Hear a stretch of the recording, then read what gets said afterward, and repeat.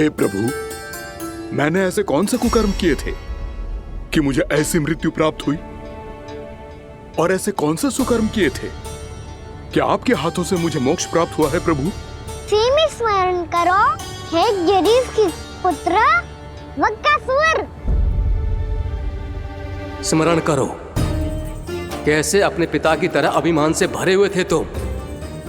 स्मरण करो, कैसे हमें पराजित करने के लिए पूरी सृष्टि को संकट में डाल दिया था तुमने, और हमें विवश होकर पराजय स्वीकार करनी पड़ी थी। स्मरण करो, कैसे तुमने देवराज इंद्र का छत्र चुरा लिया था। पर यह सब भी पर्याप्त नहीं था वक्कासुर। तुम्हारे पापों का घड़ा तब भरा था जब तुमने देवी गंगा के जल में साधना करते हुए जजाली मुनि की तपस्या में व्यवधान डाला था।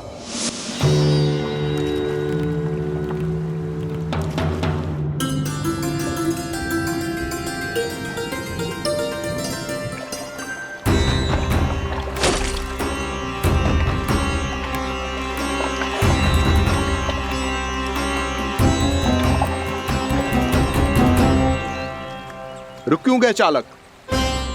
नौका को आगे की ओर ले चलो। आगे बढ़ना उचित नहीं होगा महाराज। यहाँ से कुछ ही दूरी पर जालजली मुनि तपस्या कर रहे हैं। तो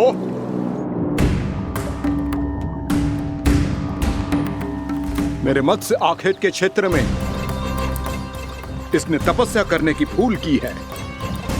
मेरे ही राज्य में मेरा कोई क्षेत्र मेरे लिए वर्जित हो, यह मुझे स्वीकार नहीं है।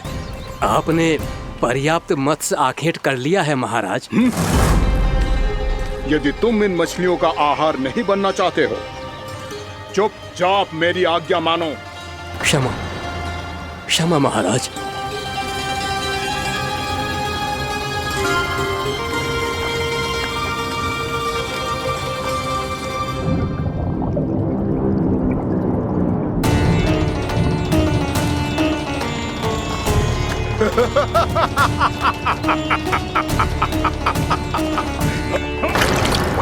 मुनिवर, रक्षा कीजिए, रक्षा कीजिए मुनिवर। हमारे प्राण बचाइए मुनिवर, मुनिवर हमारे प्राण बचाइए।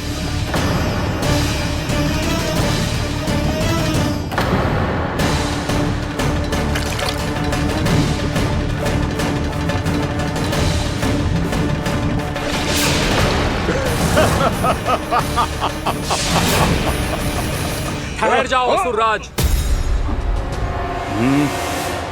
इन मछलियों को हानि ना पहुंचाओ। क्यों मुनि? अब मछलियां पकड़ने के लिए मुझे तुमसे आज्ञा लेनी पड़ेगी। तुमने तपस्या करने से पहले किससे आज्ञा ली थी? मां गंगा से, इस जल में रहने वाली सभी मछलियों से। इस उपकार के बदले इन सभी मछलियों को रक्षा करने का वचन दिया था। इसीलिए असुरराज, मैं शांति से कह रहा हूं, इस स्थान को अशुद्ध ना करो। चुपचाप यहां से चले जाओ, नहीं तो इसका परिणाम अच्छा नहीं होगा।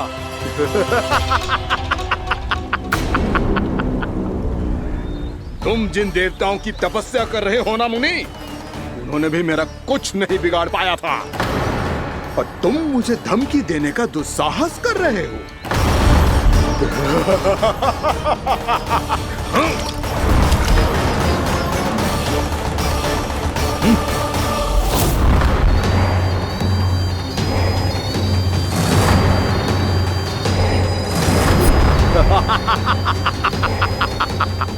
मूर्ख, विचारों से तो तू राक्षस है ही, और स्वभाव से उस बगुले की तरह है जो भूख ना होने पर भी उन निर्दोष मछलियों को आहार बनाता रहता है।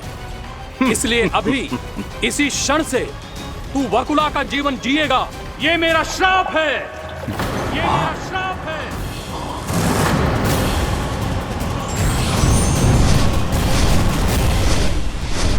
श्राप पाने के बाद तुम्हें आभास हुआ कि तुमने कितना बड़ा अपराध किया था, और तब तुम जजाली मुनि से क्षमा याचना करने लगे।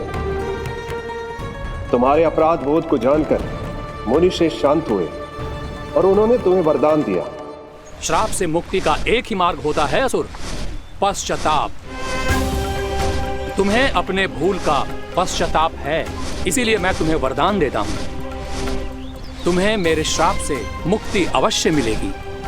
स्वयं प्रभु श्री नारायण के अवतार इस बगुले के देह के बंधन से तुम्हें मुक्त करेंगे।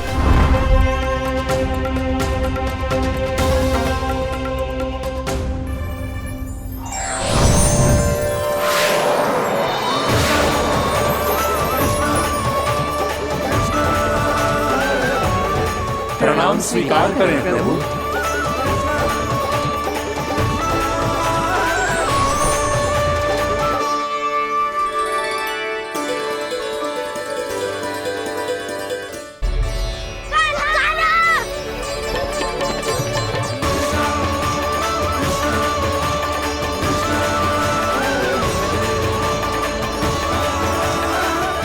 मुझे ना बताओ कि तुम सबने क्या देखा है, शायद जो देखो है, बस मैया से कछु मत ही बताना।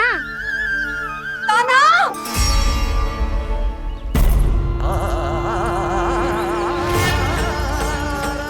कान्हा! मेरा लल्ला!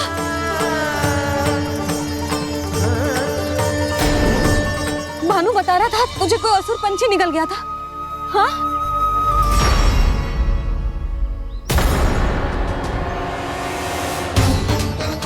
हे नारायण, ये क्या है?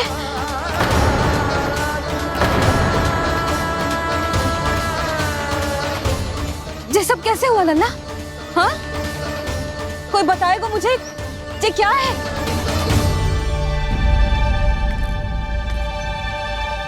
श्रीधामा, मधुमंगल, चिची को सब कुछ बता दो। ये असुर पक्षी मुझे निकलने वाला था रानी भाभी, तभी अंतिम क्षण में कान्हा ने आके मुझे बचा लियो। और ये असुर पक्षी ने कही कि यह है वृंदावन का राजकुमार, नंदराज का लल्ला। इसके होते कोई भी वृंदावन वासियों को हानि ना पहुंचा सकते। रानी भाभी, कान्हा ने अपने प्राणों की चिंता ना करी और इस क्रूर राक्षस से भिड़ गयो और इस राक्षस पक्षी ने इसे निगल लियो। इतना पर्याप्त है भोला काका, सब कुछ बताने की आवश्यकता नहीं है। ये सब देख के सारी बालक मंडली इतनी व्याकुल हो गई कि सबने अपने प्राण अर्पित कर दिए और इस असुर पक्षी से कहे कि हमें खा लो और हमारे सखा को छोड़ दो। इन बालकों का पराक्रम देख के सभी देवतागण यहाँ आ गए और उनके हृदय भी पिघल गए और उन्होंने इस राक्षस पक्षी से युद्ध करके इसे मार गिराया। देवताओं के राजा इंद्र के वज्र का प्रहार तो मैंने अपनी आंखों से देखा है ताई जी। और फिर उसके बाद अग्निदेव ने अग्निवस्त्र का प्रहार किया। जय ना काकी, वरुण देव, कार्तिकेय, यमदेव सबने मिलके युद्ध किया इस राक्षस से। कहा था अभी मत बोलना। अरे सब मिलके फंसा दोगे मुझे। भद्रकाली, हमारे शिव शंकर भी आए थे छोटी माँ। जाओ आप भी। बाबा साईता, मुझे लगता है कि ये कान्हा भी इन्हीं देवताओं में से एक है। संभव तो है चीची, स्मरण है पूतना और तृणावर्त के आक्रमण के समय भी ऐसा ही हुआ था। सभी राक्षस मारे गए थे पर अपने कान्हा को एक खरोच तक न आई थी। हाँ जीजी, मुझे लगता था कि श्री नारायण की विशेष कृपा है हमारे कान्हा पे, पर अब तो देख के लग रहा है कि हमारा कान्हा ही स्वयं श्री नारायण है। या फिर उनका अवतार है ये। अरे बस करो तुम सब, ऐसा कछु ना है। अरे जितनी बात सुनी है उससे तो यही लग रहा है कि कान्हा देवताओं और असुरों की युद्ध के बीच में फंस गया था। उसका इस सब से कोई लेना देना ना है। तो फिर इसके तन पे एक भी खरोच क्यों ना आया नंदराज? हाँ,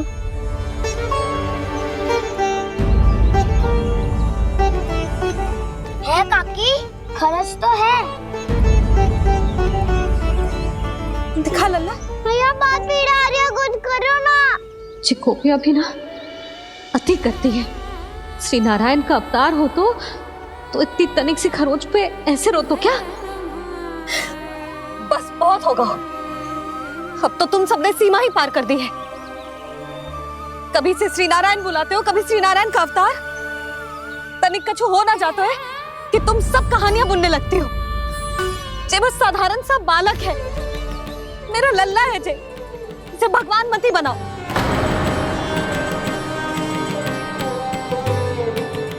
और तू, क्या आवश्यकता थी तुझे यहाँ आने की?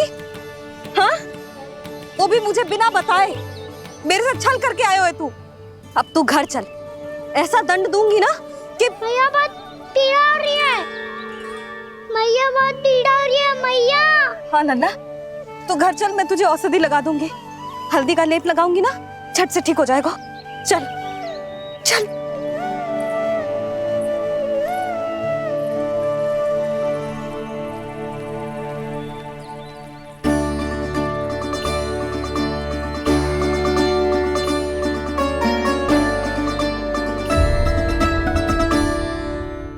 बहुत पीड़ा हो रही है मैया। हाँ नन्ना, तू घर चल, मैं तुझे औषधि लगा दूंगी। हल्दी का लेप लगाऊंगी ना, झट से ठीक हो जाएगा। चल चल।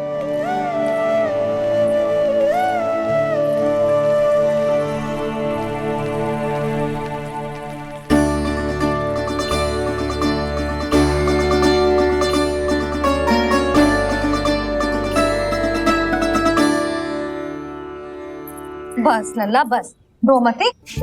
चल चल चल, आजा। अभी औषधि लगाऊंगी ना, तेरी सारी पीड़ा लुप्त हो जाएगी। आजा आजा, बैठ जा लल्ला। अभी आई मैं। हाँ,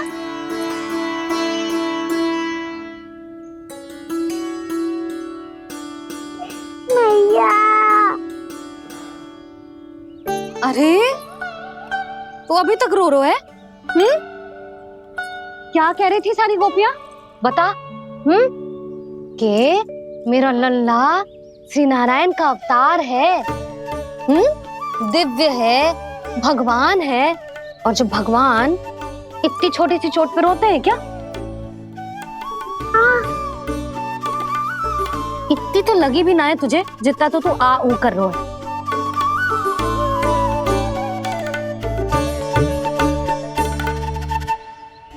आओ ना, करूंगो। आप ऐसे दुलार थोड़ी करोगी। ओहो, वृंदावन का गौपालक जो इतनी छोटी सी चोट पे रोता है ना?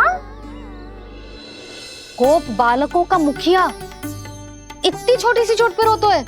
मेरा लल्ला तो सबसे शक्तिशाली है। जो इतनी छोटी सी चोट तो क्या, बड़े बड़े राक्षसों से भी ना घबराता है। हाँ, एक बार में सबको समाप्त कर देता है कि ना? हाँ मैया, यदि कोई राक्षस वृंदावन की ओर तेरी दृष्टि करके आएगा, तो सबसे पहले कान्हा को सुरक्षा में खड़ा पाएगा। फिर चाहे जो पाल बन के आए या बगुला बन के।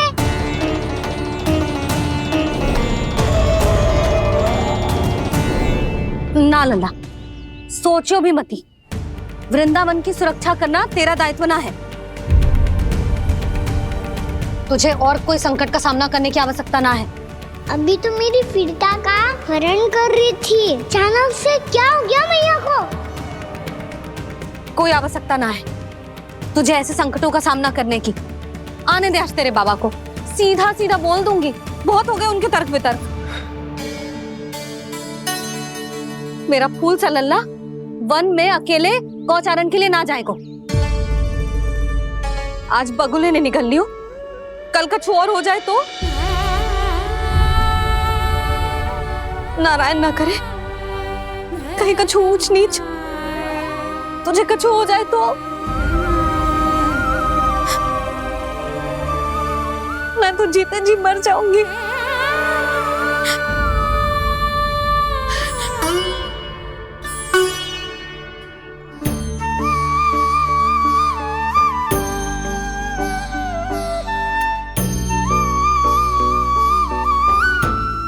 लल्ला की वीर मैया इतनी सी बात तो रोती है क्या?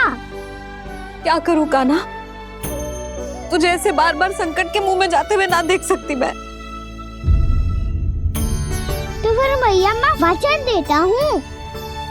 आज के बाद मैं गौचारण के लिए तभी जाऊंगा जब आप आज्ञा दोगी। पक्का छल ना करेगा ना मेरे साथ? मैंने कब छल करो मैया? अच्छा ठीक है, ना करूँ छल। यदि आपसे पूछे बिना बाहर निकलो तो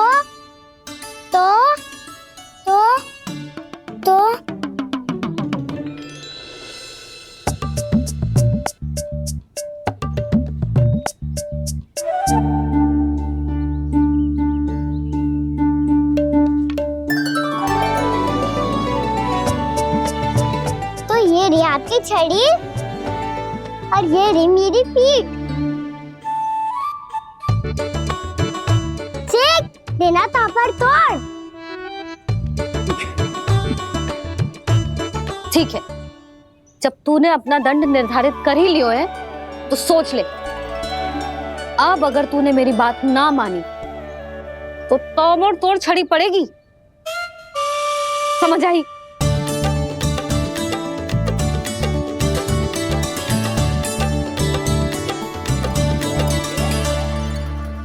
अच्छा ही है कि कान्हा कुछ दिन घर ही रहे। आज वन में जो हुआ है अवश्य कंस ने ही करवाए हुए वो सब।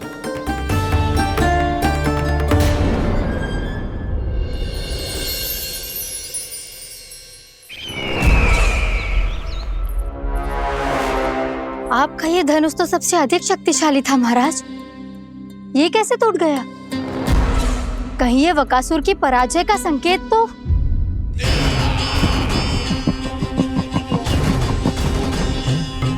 प्राप्ति, लगता है तुम्हें शुभ समाचार मिला नहीं। उस बकासुर ने उस विष्णु अवतार को जीवित ही निगल लिया है। अरे अब तक तो उस नन्हे से बालक को पचा भी चुका होगा वो। उसके तन में रक्त बनकर वो विष्णु अवतार और उसकी शक्तियां दौड़ रही होंगी। क्षमा कीजिए महाराज। क्षमा कीजिए, इस अशुभ से मुख से शुभ समाचार आने दो। माथे के बल को ढीला करो, चेहरे पर मुस्कान लाओ और कहो, महाराज, वृंदावन में मातम फैल चुका है। मैं ऐसा ही करता महाराज, यदि सूचना सत्य होती तो।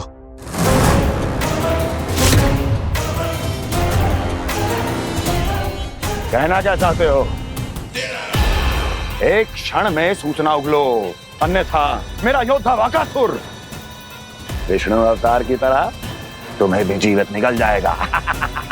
आने दो।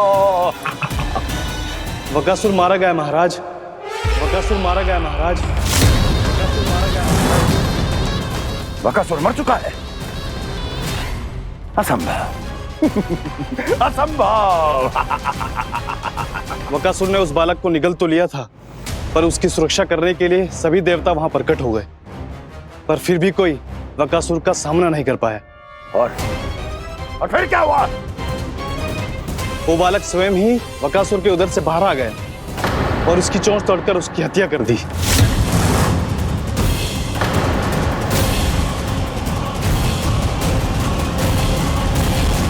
वन में बकासुर की चोंच टूट गई और यहाँ आपका ये धनुष।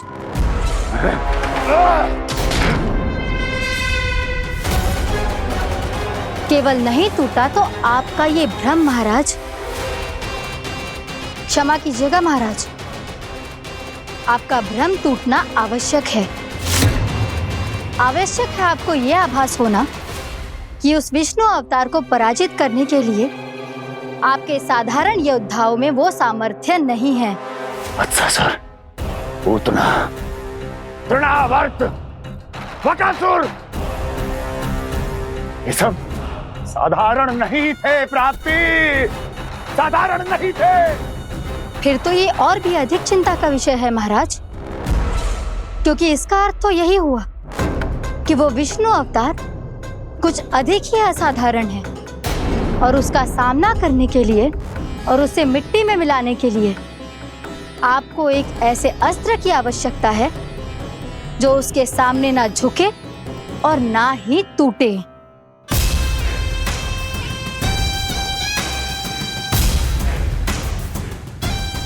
तो फिर मैं ऐसा ही अस्त्र ढूंढूंगा, चाहे आकाश पाताल एक क्यों ना करना पड़े मुझे, 10 दिशाएं 14 भुवन क्यों ना नापने पड़े मुझे, मैं उस अस्त्र को अवश्य ढूंढ निकालूंगा जो उस विष्णु अवतार के प्राणों की डोरी इस धनुष की तरह तोड़ सके।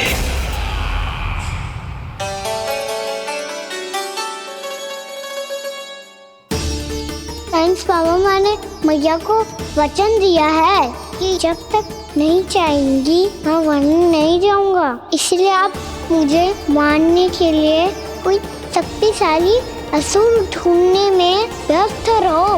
कुछ दिन तब तक मैं व्यस्त रहूंगा अपनी मैया की सेवा करने में।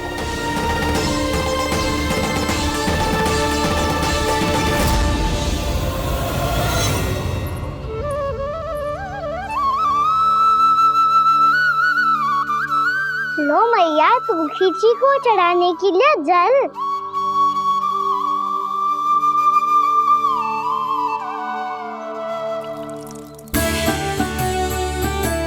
लो मैया, और आटा।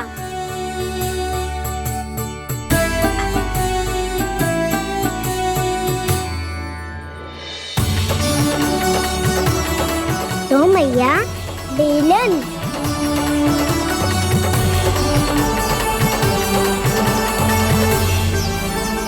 ले तनिक खा ले। ओ मैया, भूख ना लगी है। बिना भूख के खाने से क्या लाभ? और तेरा जब पेट तो कह रहा है कि उसे भोजन चाहिए, और लाभ कैसे ना लल्ला? भोजन का लाभ है ना, तन को पोषण मिलेगो, स्वास्थ्य बनेगो, जे तेरी भुजाओं में शक्ति आ जाएगी ताऊ के जैसी, ताऊ से भी अधिक। तेरे जे केस भी लंबे हो जाएंगे। सच्ची मैया? सच्ची। माप के देख लियो नित्य दिन। तनिक खा।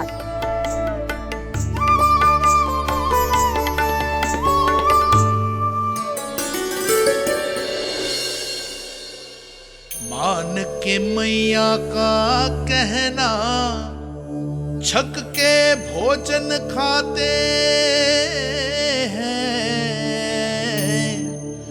नित्य मापते भुजा केश, पर ज्यों का त्यों ही पाते हैं।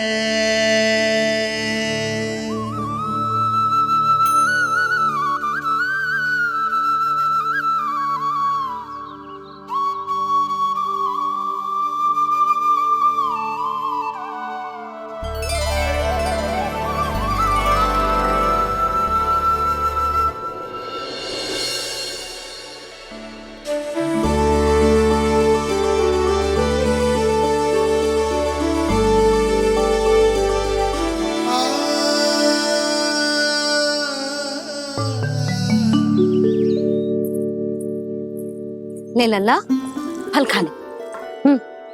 ना, मुझे ना खाने फल वल। क्यों? लंबे केस और शक्तिशाली भुजाएं ना चाहिए? व्यर्थ है ये सब।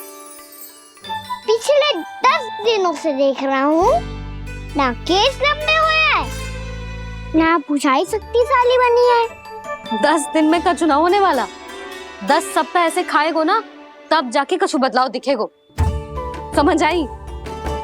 चल अब खा ले। वैसे भी मुझे बहुत सारी तैयारियां करनी है आज। इसीलिए मैया, एकादशी के व्रत के लिए लल्ला।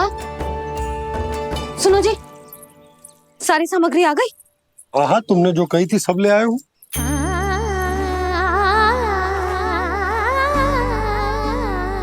इसमें नारियल तो है ही ना, उसके बिना मैं एकादशी की पूजा कैसे करूंगी? यशोदा, मैंने भोला से कह दिया, वो लेकर आते ही होगा, घबराओ मत। कैसे ना घबराओ जी, आपको पता है ना एकादशी का व्रत मेरे लिए कितना महत्वपूर्ण है। पता है। अरे इसमें तो दिए भी ना है। दिए ना है? अब मैं अभी लेकर आता आप रहने दो, मैं ही लेके आती हूँ। भक्त भोला राम के यहाँ से है। भक्त भोला राम? मेरा अर्थ है कुमार भोला यहाँ के यहाँ से। हाँ हाँ वो ही।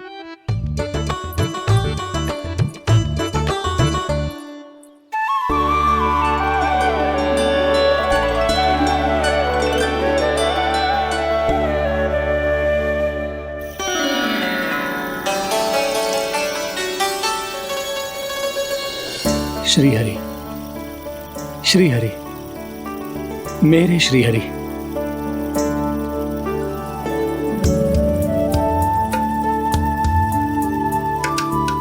मेरे श्री हरि। भोला राम, मेरी मटकी तैयार है? मेरे श्री हरि, मेरे श्री हरि।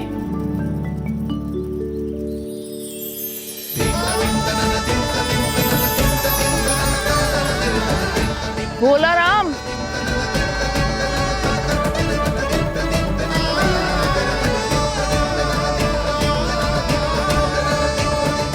भोला काका, ओ भोला काका।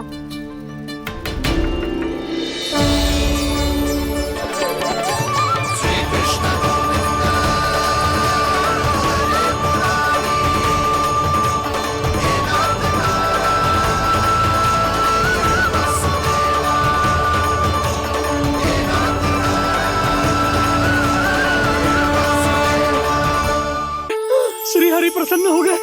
मेरे श्री हरि आ गए, मेरे भगवान आ गए।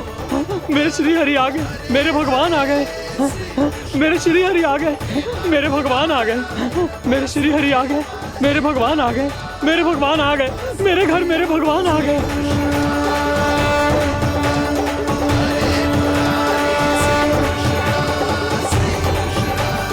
मेरे घर आ गए, मेरे श्री हरि आ गए। हाँ मेरे श्री हरि आ गए। जे तो बावले थे ही, अब बालकन को भी साथ में मिला लिए। उज्जवल क्या कर रहा है? अरे ठहर जा भोला।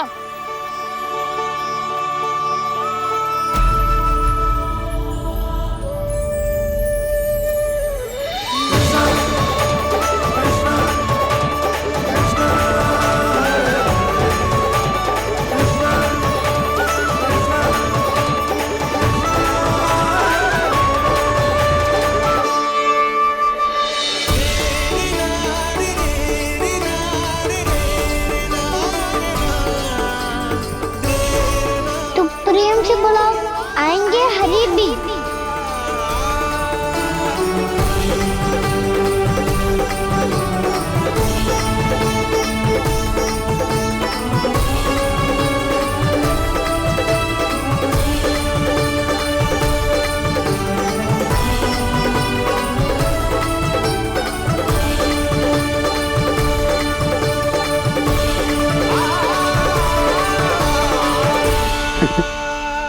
क्या वो गाना? किसकी धुन में झूम रहा तू? निर्मल निशा भक्ति की धुन में।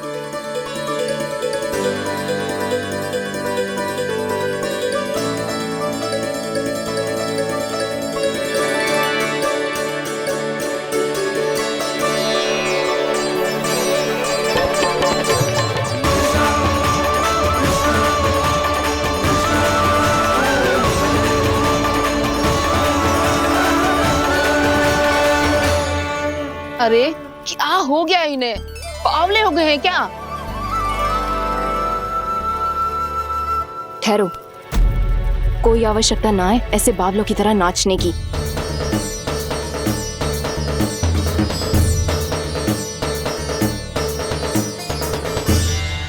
बावले ना है मौसी, भक्ति में रम गए। बस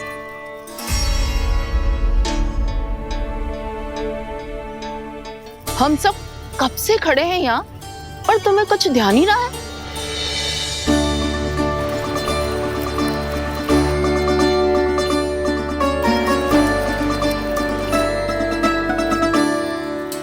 नाच गाने में ऐसे मगन हुए कि हमें देखा भी ना।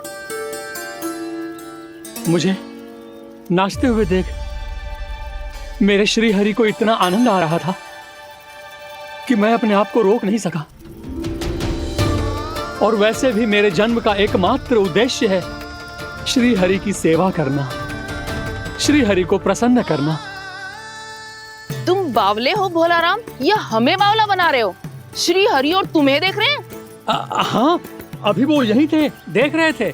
भोला काका, आपने भी ना अति कर दी। अब हमें भी बताओ तनी, कहाँ थे श्री हरि?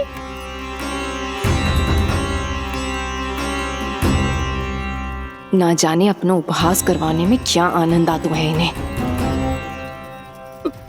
देखो, अब तुम सच मानो या झूठ, लेकिन हमरे श्री हरि यहीं थे, इसी चाक पर अभी। हाँ, लो सुन लो इस मूर्ख की बात।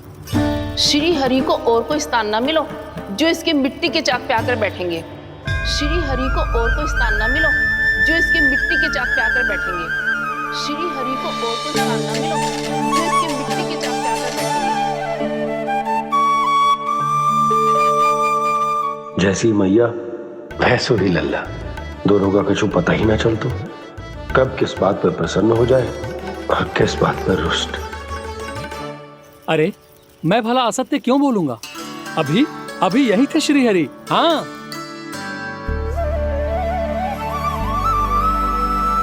हाँ, जैसे श्री हरि को तो कोई कार्य है ही ना, वो तो आतुर होके बैठे रहते हैं कब तुम हरि हरि बुलाओ और वो दौड़े चले आए।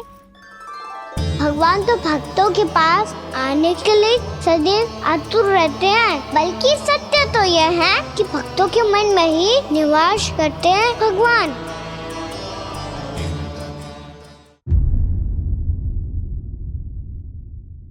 भला असत्य क्यों बोलूंगा? अभी अभी यही थे श्री हरि। हाँ,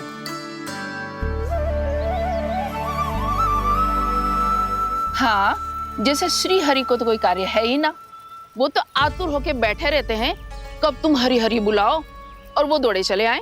भगवान तो भक्तों के पास आने के लिए सदैव आतुर रहते हैं, बल्कि सत्य तो यह है कि भक्तों के मन में ही निवास करते हैं भगवान।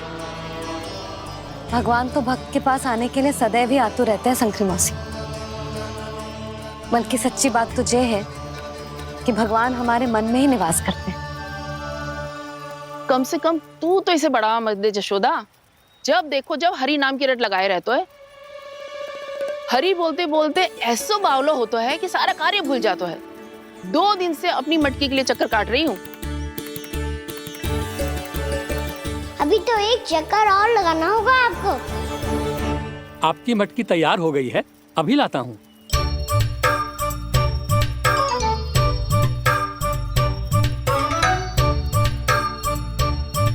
लो जी मटकी।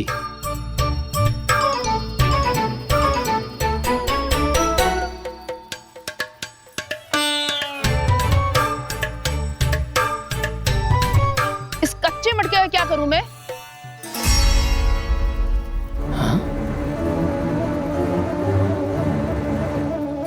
पर इसे तो मैंने भट्टी में पकाया था। अब तू ही देख ले कितना ध्यान रहता है इस कार्य पे। और कह तो है कि श्री हरि आते हैं इससे मिलने। हाँ, आते हैं और आगे भी आएंगे हमारे श्री हरि हमसे मिलने। और आके मोक्ष देंगे, है ना? मांगूंगा तो मोक्ष भी दे देंगे, मांगूंगा तो मोक्ष भी दे देंगे, मांगूंगा तो मोक्ष भी दे देंगे। अभी तो ये बता कि तू मुझे मेरी मटकी कब देगो? और मेरी मांग कब पूरी करोगे भोलाराम जी? मेरो घड़ा मेरे दिए तो तैयार है ना? कल एकादशी की पूजा और व्रत के लिए। एकादशी का व्रत? हाँ, एकादशी का व्रत। इसे करने से श्री हरि बहुत प्रसन्न होते हैं। अच्छा, फिर तो अभी लाया।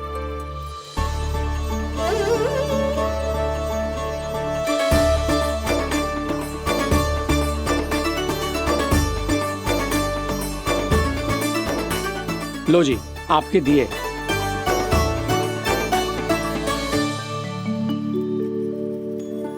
और जो हमने मांगा है वो? बाकी सब शेष द्वादशी के दिन मिलेगा, क्योंकि कल मैं भी एकादशी का व्रत रखूंगा, क्योंकि कल मैं भी एकादशी का व्रत रखूंगा, क्योंकि कल मैं भी एकादशी का व्रत रखूंगा।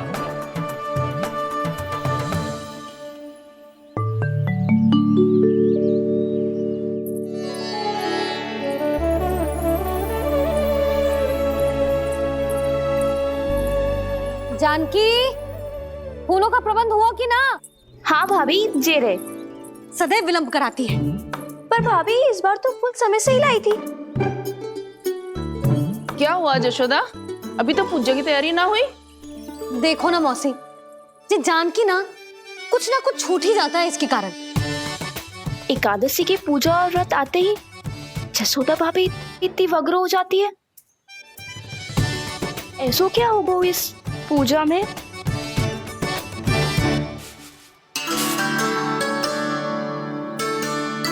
ये थाली में रोली चंदन रखने से, दिया जलाने से के होगो? आपको पता भी है एकादशी का व्रत क्यों रखते हैं, क्या महत्व है इसका? लो, जे तो मैं जसोमती रानी से पूछना भूल ही गया। पर हाँ भगवान, मेरे लिए इतना ही पर्याप्त है कि इस व्रत को रखने से मेरे श्रीहरि हमसे प्रसन्न हो जाएंगे।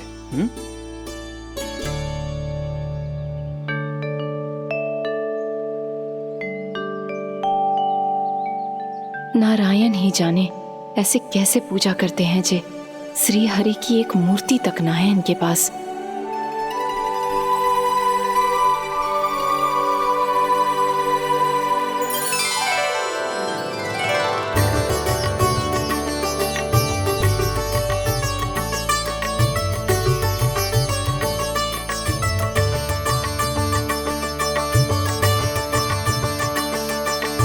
प्रभु, न तो मेरे पास मूर्ति है और ना तो इस व्रत के विधि विधान के बारे में मुझे जानकारी है, और ना ही मुझे इसके महत्व के बारे में जानकारी है, पर फिर भी मैं करना चाहता हूं।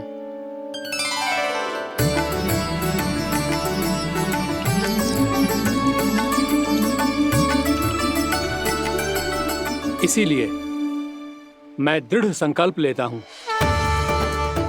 पूरी निष्ठा के साथ, श्रद्धा के साथ और पूरी आस्था के साथ मैं इस व्रत को संपन्न करूंगा।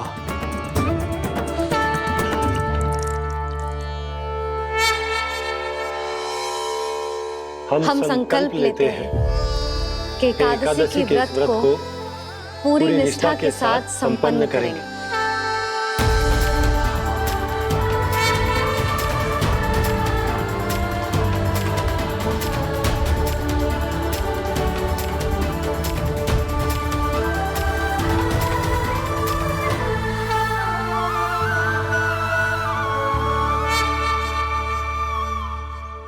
तुलसी जी के पत्ते तो हैं ही ना। श्री नारायण को तुलसी जी के पत्ते के बिना भोग ना चढ़तो है। जानकी, तुलसी के पत्ते कहाँ हैं? भाभी, मैं तो कब से यही पूछना चाह रही थी कि तुलसी के पत्ते लाऊं क्या, पर आप तो व्यस्त थी ना। तुझे कितनी बार समझाओ है ना, यदि तेरे कछु करने से किसी और की कोई हानि ना हो रही हो या किसी के अच्छे कार्य में सहायता हो रही हो तो मुझसे आज्ञा लेने की आवश्यकता ना है। समझ गई भाभी, आगे से जाना उनको। ले अभी लेकर आती हूँ।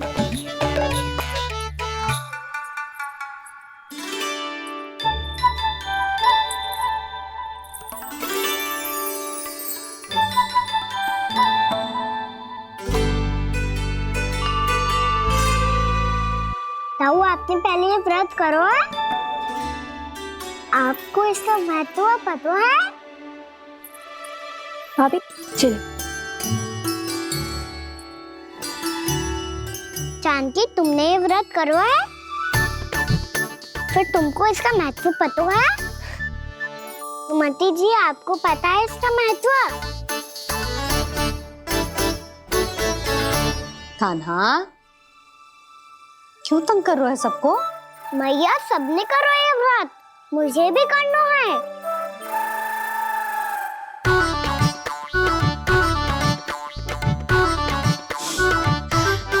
ये व्रत केवल बड़ों के लिए होती है लल्ला। जब आप ये व्रत कर सकती हो, बाबा कर सकते हैं,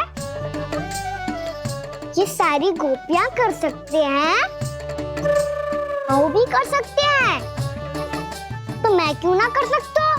क्योंकि तू कल तक भूखा ना रह पाएगा लल्ला। जब भक्त रह सकते हैं, फिर मैं क्यों नहीं रह सकता? मेरा अर्थ है कि नारायण के भक्त मैया, मैया मान जाओ ना, मुझे करने दो ना ये व्रत। अपनी लल्ला पे आप विश्वास ना है आपको? विश्वास है। अच्छा ठीक है, तू भी कर ले।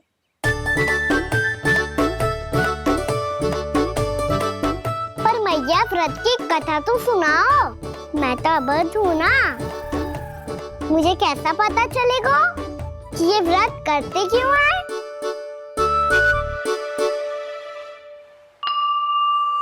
प्रभु, मुझ अबोध को कैसे पता चलेगा कि इस व्रत का क्या विधि विधान होता है और क्यों रखा जाता है और इसका महत्व क्या होता है? मुझे तो आप ही बता सकते हैं प्रभु। जब व्रत कर रहे हैं तब उसका महत्व भी पता होना चाहिए ना। बताओ ना मैया, क्यों रखते एकादशी का व्रत? इसके लिए तो तुझे एकादशी की कथा सुननी होगी। सुनेगो ना?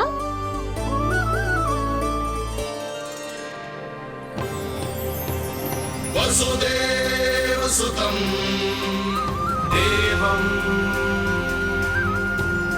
कंसचाणूरमर्दनम्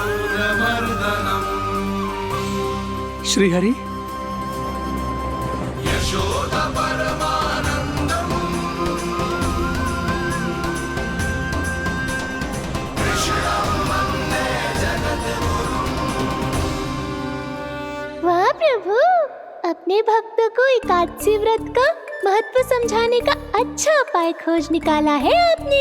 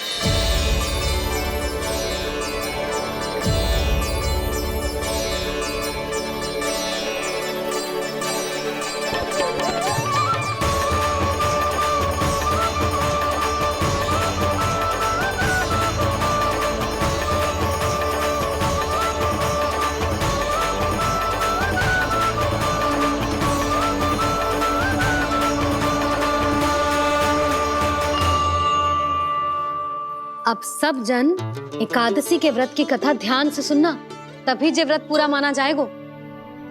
समझो लल्ला?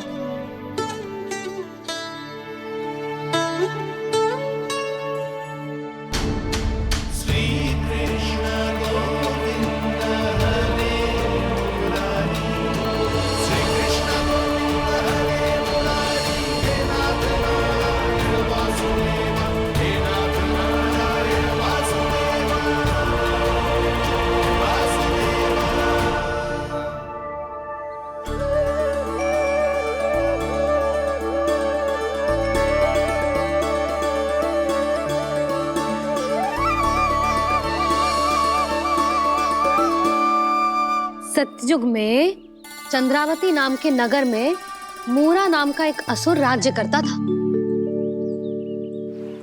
ओम ब्रह्मदेवाय नमः। ओम ब्रह्मदेवाय नमः।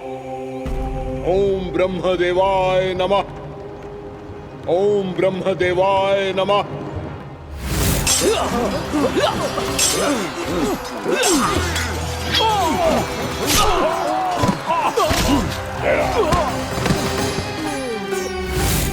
ओम ब्रह्मदेवाय नमः।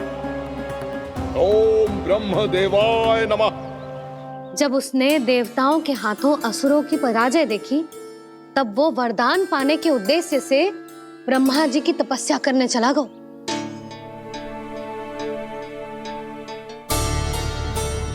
शीघ्र ही मूरा की तपस्या सफल हो गई और ब्रह्मदेव जी उससे प्रसन्न हो गए। ओम ब्रह्मदेवाय नमः। ओम ब्रह्मदेवाय नमः। ओम ब्रह्मदेवाय नमः। ओम ब्रह्मदेवाय नमः। ओम ब्रह्मदेवाय नमः। ओम ब्रह्मदेवाय नमः। ओम ब्रह्मदेवाय नमः। ओम ब्रह्मदेवाय नमः। मूरा, प्रणाम ब्रह्मदेव। तुम्हारी तपस्या सफल हुई। बोलो, तुम्हें क्या वर चाहिए? सृष्टि के रचयिता ब्रह्मदेव, कृपया मुझे ऐसा वरदान दीजिए जिसकी सहायता से मैं त्रिलोकी विजयी बन जाऊं और कोई देवता मुझे पराजित ना कर सके। यहां तक कि देवताओं के रक्षक, सृष्टि के संचालक भगवान श्री विष्णु के लिए भी मैं अपराजय रहूं। तथास्तु, तथास्तु, तथास्तु। प्रणाम ब्रह्मदेव।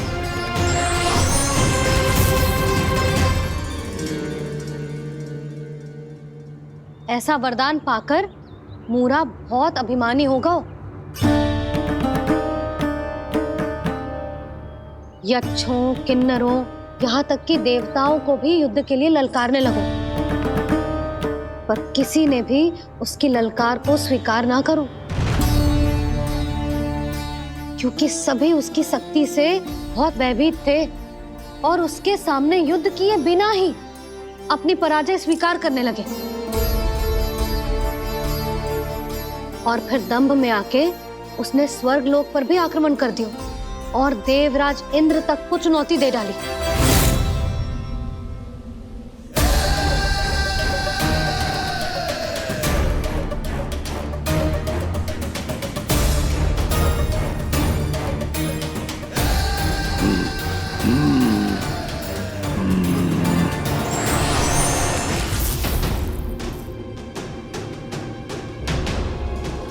मैं प्रतीक्षा कर रहा हूं देवराज, क्या उत्तर है तुम्हारा? मुझसे युद्ध करोगे या फिर बिना लड़े ही पराजय स्वीकार कर मेरे अधीन हो जाओगे और सौंप दोगे मुझे अपना ये स्वर्ग लोक? सारी शक्ति तुम्हारे मुख में है या कुछ बाहुबल भी है तुम्हारे पास? मैं तुम्हारी चुनौती स्वीकार करता हूं मूरा, मैं तुम्हारी चुनौती स्वीकार करता हूं मूरा।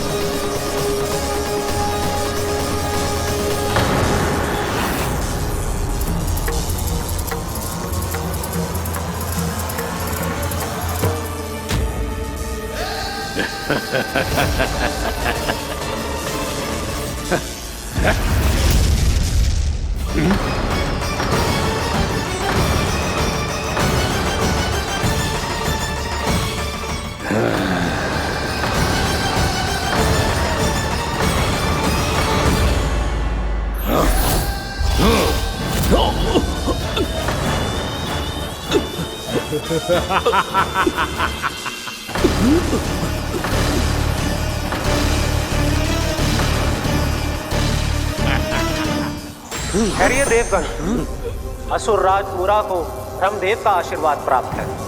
आप में से कोई भी इन्हें पराजित नहीं कर पाएगा।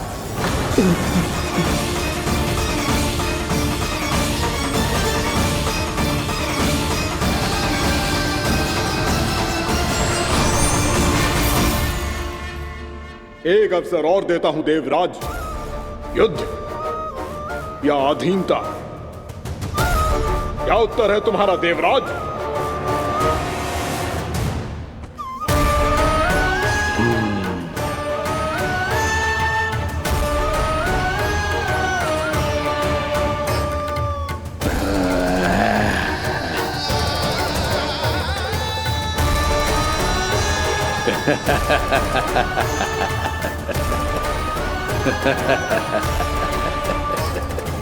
इंद्र और सभी देवताओं ने मूरा के आतंक में आके उससे भयभीत होके अपना सिंहासन छोड़ दियो। अब मूरा स्वर्ग का अधिपति बन गयो और शीघ्र ही उसने अन्य सभी असुरों को स्वर्ग में निवास करने के लिए आमंत्रित कर दियो। और इस प्रकार से वो धीरे धीरे तीनों लोकों का सम्राट बन गयो। उसे किसी ने रोका नहीं मैया? ना लल्ला, इतना साहस किसी में था ही ना। और फिर ये निश्चित करने के लिए कि भविष्य में किसी और असुर की मृत्यु ना हो, वो यमराज पे भी विजय प्राप्त करने के लिए यमलोक की ओर प्रस्थान कर दियो। वो तो अपने आप को और सभी असुरों को अमर बनाना चाहता था। पर देवता और यमराज भी उसकी ये योजना समझ गए थे। इसीलिए उसके आने से पहले ही सारे देवताओं ने श्री नारायण से सहायता के लिए गुहार लगाई। अब केवल आप ही कुछ कर सकते हैं प्रभु। अभी तो मूरा केवल त्रिलोक का स्वामी है, और यदि उसने यमलोक भी जीत लिया तो वो जीवन को ही नियंत्रित नहीं करेगा प्रभु, वो मृत्यु का भी स्वामी हो जाएगा। ऐसे में पहले सृष्टि का संतुलन तो नष्ट होगा प्रभु, और फिर स्वयं सृष्टि ही नष्ट हो जाएगी। ऐसा नहीं होगा यमदेव, नियति ऐसा होने ही नहीं देगी। विधि रचेगी खेल और मैं बनूंगा माध्यम। असुर राज मुरा का सामना मैं करूंगा। बस आप मुझे चुनौती देने के लिए उसे तैयार कर लीजिए, चाहे उसके लिए आपको साम दाम दंड भेद कोई भी उपाय क्यों ना अपनाना पड़े।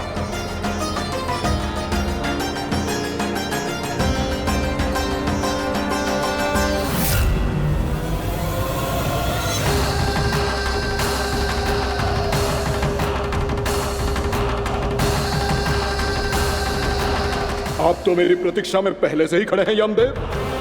तब तो आपने मेरी चुनौती के बारे में भी सुना ही होगा। कहिए, क्या उत्तर है आपका? मेरा स्वागत करके अपना राज्य त्यागेंगे या मेरा सामना करके अपने प्राण? असुर राज मुरा का सामना मैं करूंगा। बस आप मुझे चुनौती देने के लिए उसे तैयार कर लीजिए, चाहे उसके लिए आपको साम दाम दंड भेद कोई भी उपाय क्यों ना अपनाना पड़े।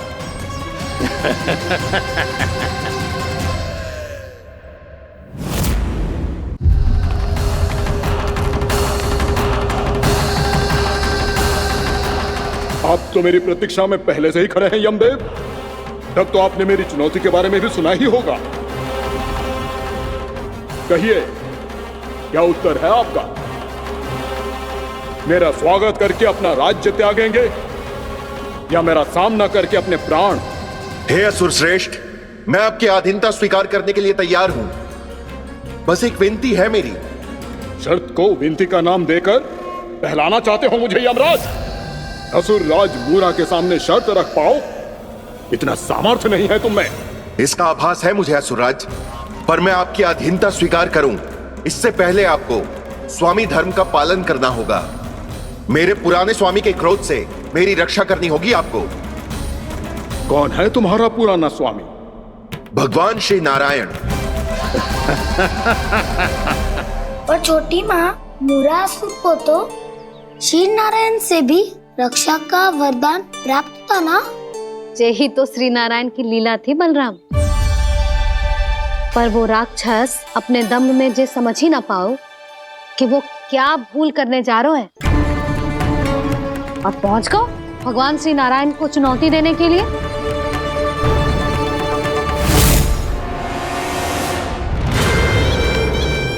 वहीं ठहर जाओ असुर राज मुरा।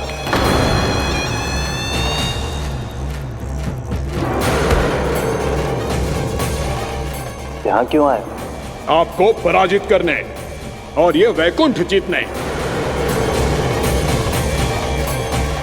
ताकि मैं यमलोक का स्वामी बन सकूं। फिर आओ, युद्ध भूमि में मेरा सामना करो।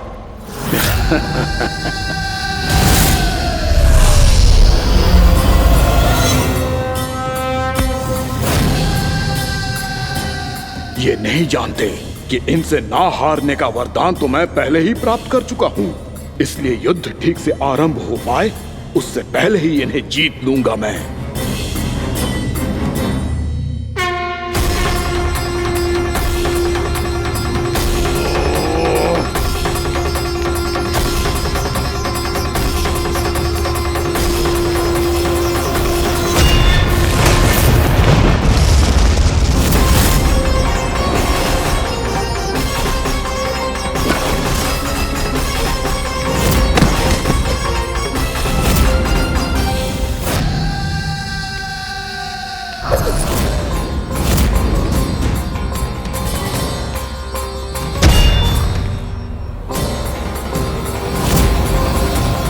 और इस प्रकार ये युद्ध वर्षों वर्षों तक चलता रहो।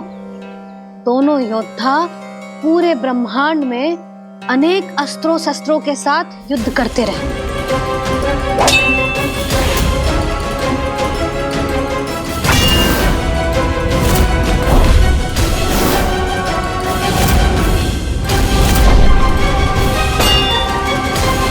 फिर क्या हुआ मैया?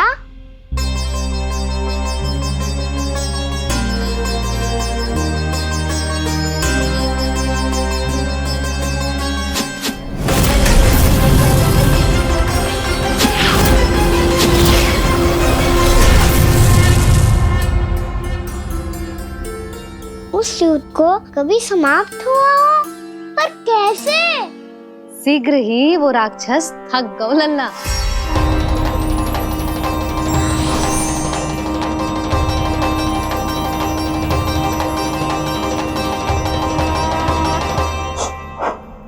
खड़े खड़े देख क्या रहे हैं नारायण?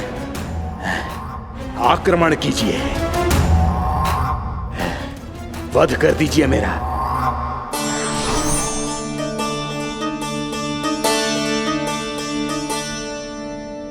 मैं तुम्हारी वीरता से प्रभावित हूं, इसीलिए इतनी थकान की स्थिति में मैं तुम जैसे वीर पर आक्रमण नहीं करूंगा। जाओ विश्राम करो।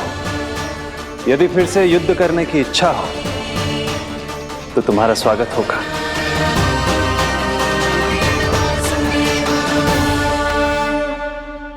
जे कह के श्री नारायण बद्रिका आश्रम चले गए और वहां हिमवत नाम की एक कंदरा में ध्यान लगा के बैठ गए। उधर वो राक्षस विश्राम करने लगो। अनेकों दिन बीत गए और अब वो राक्षस मूरा फिर से स्वस्थ होके बलवान हो गया था। उसने अपनी सारी शक्ति फिर से प्राप्त कर ली थी। श्री नारायण ने उस पर दया करी थी, पर वो फिर से श्री नारायण को छलने को तैयार होगा।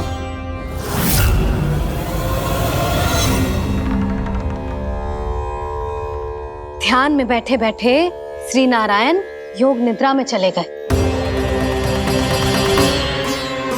पर दुष्ट मूरा इसी अवसर का लाभ उठा के उनकी कंदरा में घुस आयो ताकि वो सोते हुए श्री नारायण पे आक्रमण कर सके।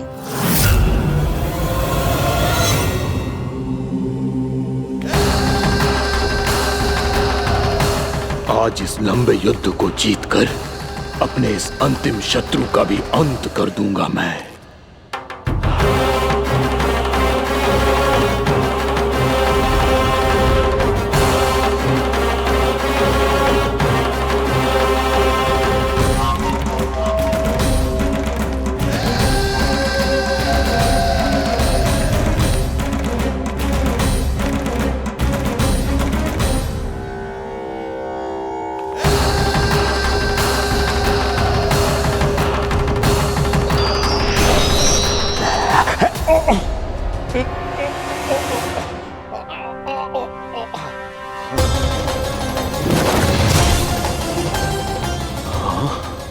दुष्ट राक्षस, प्रभु ने तुझ पर दया की, तुझे संभलने का अवसर दिया। तू इन्हीं पर ही छल से वार करने चला है।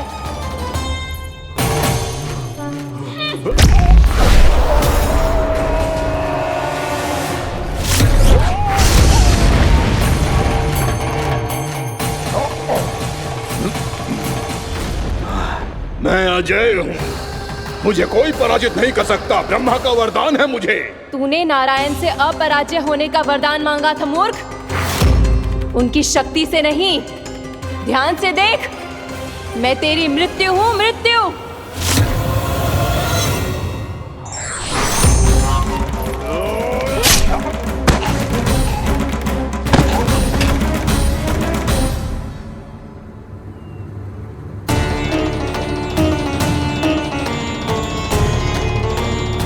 वो देवी कौन थी छोटी माँ?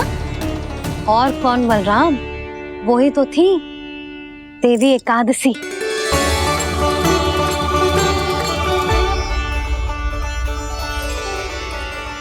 मुझे क्षमा कीजिए प्रभु, आपकी आज्ञा के बिना ही युद्ध करके आपके शत्रु को मृत्यु के घाट उतार दिया। क्षमा नहीं, आपकी तो प्रशंसा होनी चाहिए देवी। असुर राज को मारकर आपने सभी देवताओं को मुक्त करवाया है। इस पापी के अहंकार से तीनों लोकों की रक्षा की है आपने। आप एकादशी की तिथि पर मेरी एकादश इंद्रियों से उत्पन्न हुई हैं। इसीलिए मेरे सभी भक्त आपको उत्पन्न एकादशी के नाम से जानेंगे। सभी तिथियों में आपका स्थान सर्वश्रेष्ठ होगा।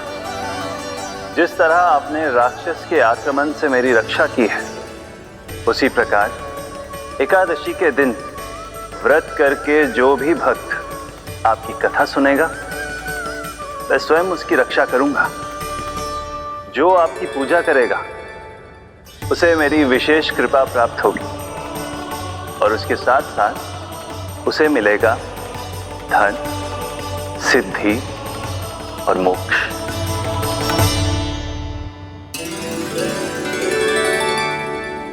इसीलिए आज के दिन व्रत रखने का बहुत अधिक महत्व होता है। बोलो एकादशी मैया की जय। बोलो श्री नारायण भगवान की जय।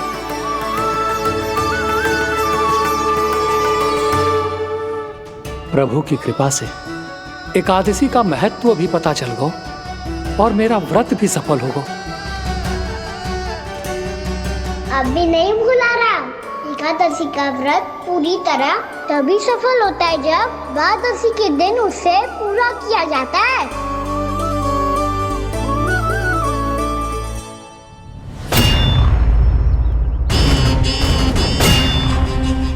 आवश्यक है आपको यह आभास होना कि उस विष्णु अवतार को पराजित करने के लिए आपके साधारण योद्धाओं में वो सामर्थ्य नहीं है।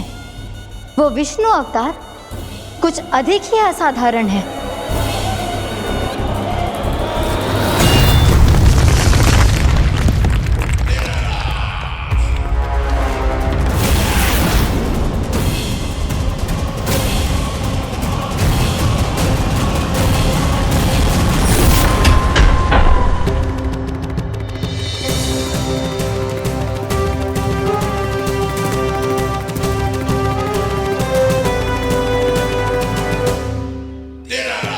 अब मैं दिखाऊंगा उस विष्णु अवतार को असाधारण शत्रु क्या होता है।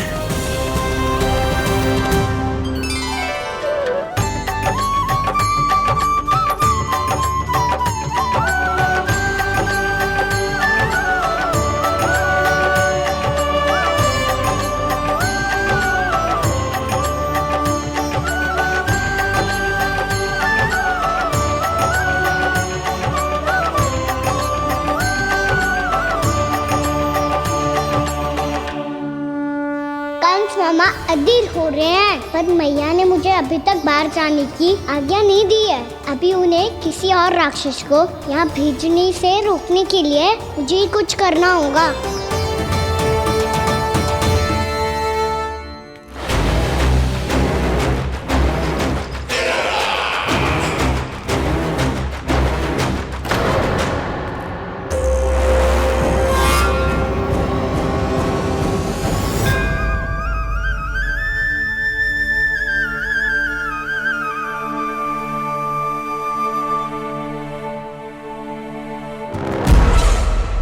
कौन हो तुम?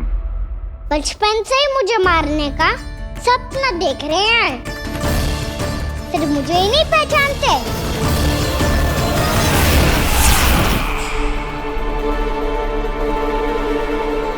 बचपन से विष्णु अवतार। कोई कान्हा बुलाता है तो कोई मुरलीधर पुकारता है, कोई माखन चोर कहता है, कोई कहता है चिच्चोर। पर विष्णु अवतार इस नाम से तो बस आप ही मुझे बुलाते हो मामा जी। इतना साहस ये तो यहां आ गया।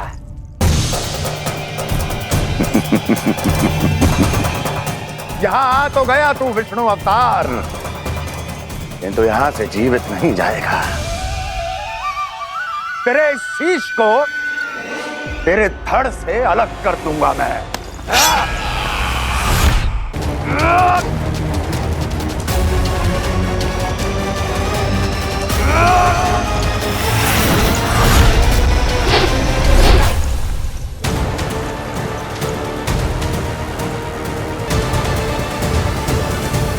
वहाँ कहाँ देख रहे हो मामा जी? मैं तैयार हूँ।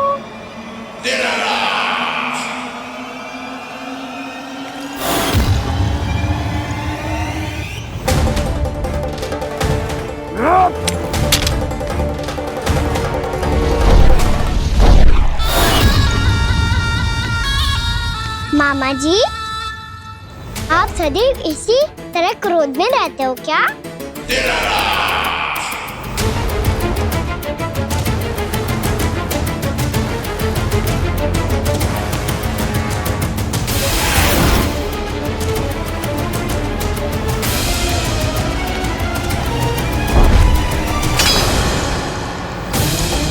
छोड़ छोड़ मेरी तलवार को।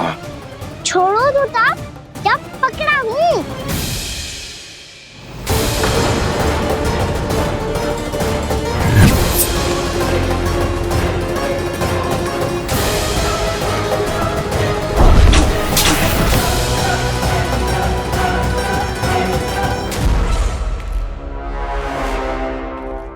मामा जी,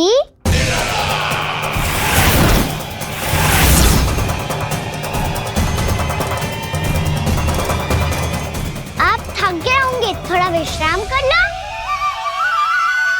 आपका तो पता नहीं, मैं अवश्य थक गया हूँ।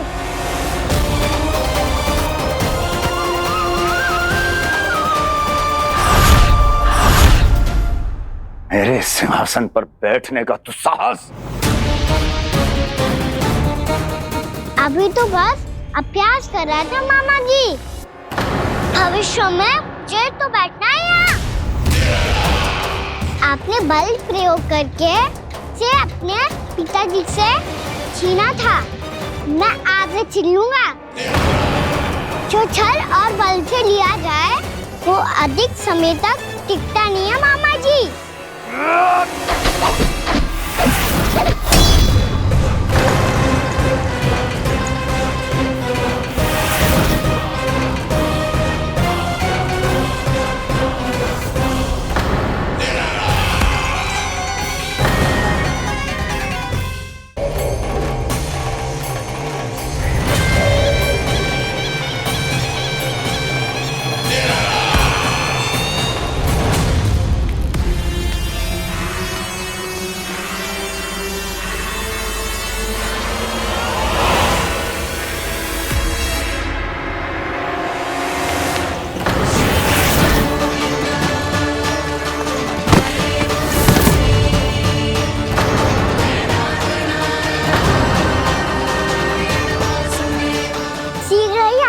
सिंहासन छोड़ना होगा।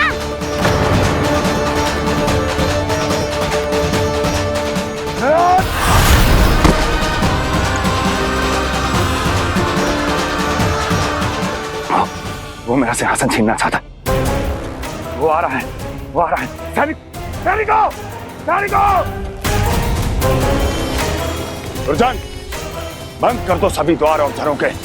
सब के सब इसकी हर संभावना पर इतना कड़ा पहरा बिठा दो कि ना तो कोई महल के भीतर आ सके ना तो बाहर जा सके। मुझे महल की चप्पे चप्पे की सूचना चाहिए। जाओ।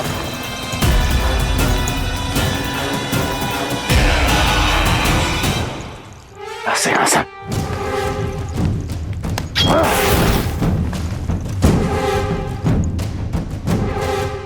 अब आ दुष्ट मायावी, ए छलिया विष्णु अवतार, मैं कंस तेरी प्रतीक्षा कर रहा हूं। देखता हूं मेरे सिंहासन पर कैसे बैठता है तू। मुझे तो बस कुछ समय चाहिए था, वो मिल गया। अब करते रहिए आप प्रतीक्षा।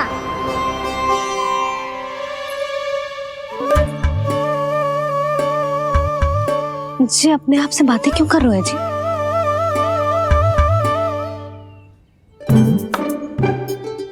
आप मुस्कुरा क्यों रहे हो? ना कछु ना। बताओ क्यों मुस्कुरा रहे हो? तुम्हीं पर गए हैं जी। जब तुम व्रत करती हो तो तुम भी ऐसा ही करती हो। इसी प्रकार भूख अधिक लगने पर अपना ध्यान भटकाने के लिए स्वयं से ही बड़बड़ाती रहती। होगा। आपको तो बस मेरा उपहास उड़ाने के लिए बहाना चाहिए।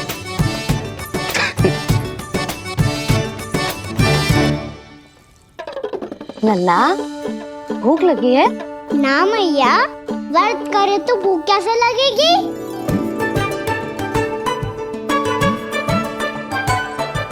यदि लगी हो तो छोटे बालकों को थोड़ी बहुत भूल चूक क्षमा होती है।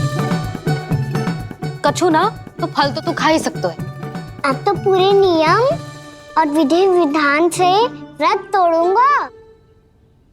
कल द्वादशी के सुबह मुहूर्त के अनुसार। ठीक।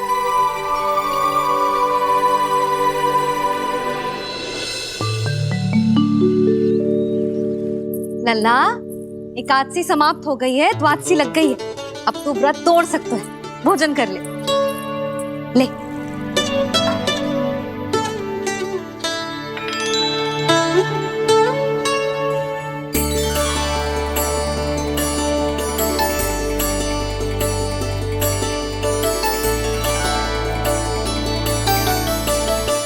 आज तो कार्य कर लीजिएगा। मैं ना चाहती कि सब गांव वाले फिर से आपका उपहास उड़ाएं। अरे इसी क्षण कार्य आरंभ करना आवश्यक ना है। कुछ खा तो लो।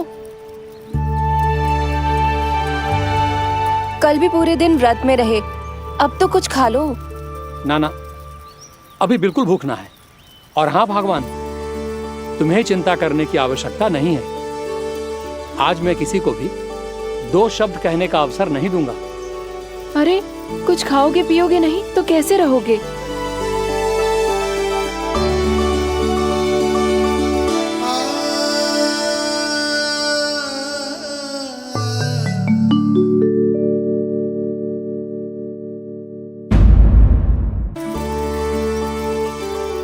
अरे इसी क्षण कार्य आरंभ करना आवश्यक ना है। कुछ खा तो लो।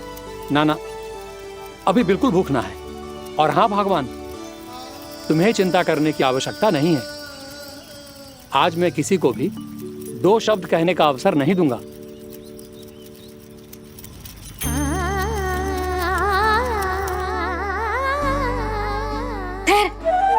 मैं तेरे लिए मट्ठा लेके आती हूँ।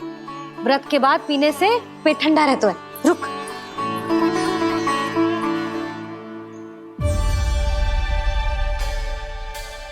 भक्तों ने अभी तक व्रत नहीं तोड़ा है, मैं कैसे तोड़ लूं?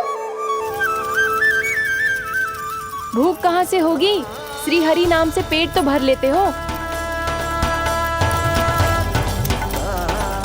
श्री हरि श्री हरि श्री हरि।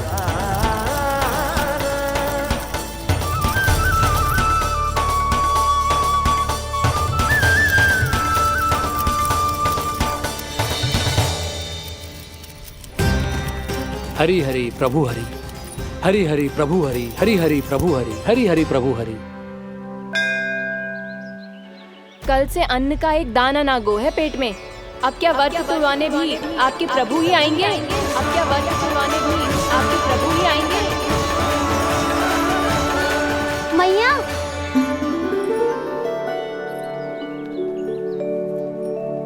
मैया पहले व्रत तोड़ के कच्चू खा तो लो। अभी ना, लौट के आने के बाद। हाँ,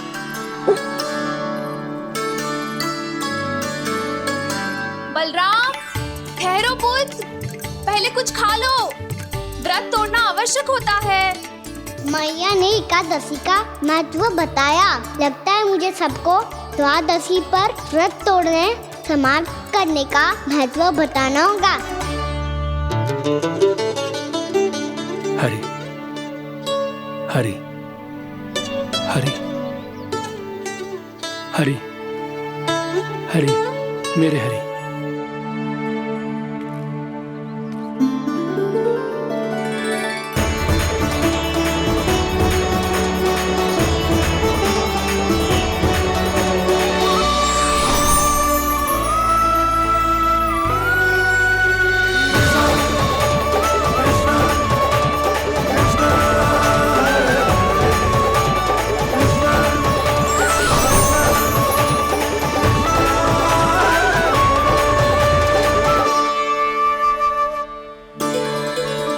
अभी अभी तो मैंने बच्चों की मां को वचन दिया था कि आज किसी को शिकायत करने का अवसर ना दूंगा, और अब मैं प्रभु श्री हरि की कल्पना जसोमती रानी के लल्ला में ही करने लगा।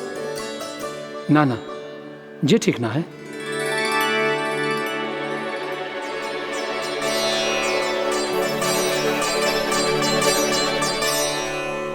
ठीक है तो है, बिल्कुल सही पहचाना है आपने। बड़े तो बड़े, अब तो बालक भी हमारा उपहास उड़ाने लगे। मैं आपका उपहास नहीं उड़ाने आया, मैं तो आपके एकादशी के व्रत को पूरा कराने आया हूँ।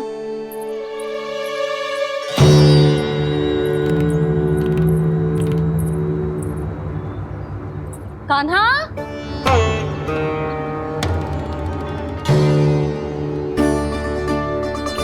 तो ये रे आपकी छड़ी और ये रे मेरी पीठ। सेक बिना ताकत तोड़। आज तो इसकी पीठ सेक के रहूंगी मैं। मैया घर पे भूखी मुझे ढूंढ रही होगी। लो आज द्वादशी के दिन पहले प्रहर में भोजन करके अपना एकादशी का व्रत पूरा करो आप। धन्यवाद राजकुमार, पर अभी हमें भूख नहीं है। बहुत सारा काम पड़ा है, और अभी थोड़ी ही देर में शंकरी बहन भी अपनी मटकी लेने आती होंगी।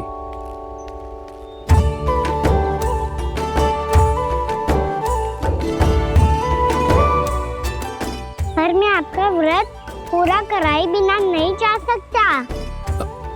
भला क्यों? भक्त भूखा रहे और भगवान खा ले, ऐसा हो सकता है भला?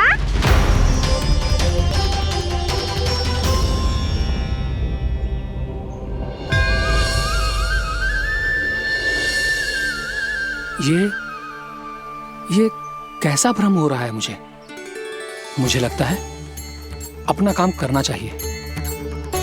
द्वादशी के पहले प्रहर में व्रत पूरा करना बहुत आवश्यक होता है, ना तो एकादशी का व्रत भी पूरा ना मानो जातो। इतनी सारी ज्ञान की बातें तुम्हें कैसे पता है लल्ला?